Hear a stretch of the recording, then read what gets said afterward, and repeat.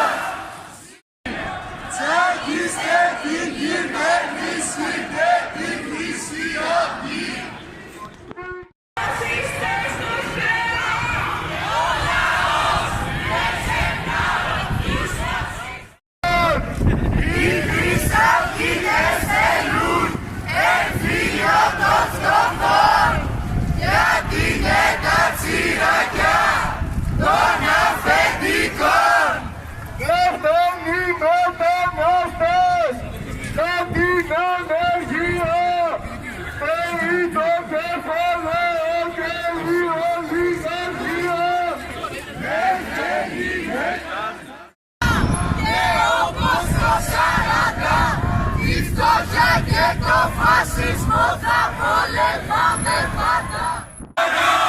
Και πάντα και όπως το 40 τη φτώχεια και το φασισμό θα πολεμάμε πάντα. Έλληνες και ξένοι, έντες ενωμένοι, φοιτητές, εργατιά, με φωνή και μια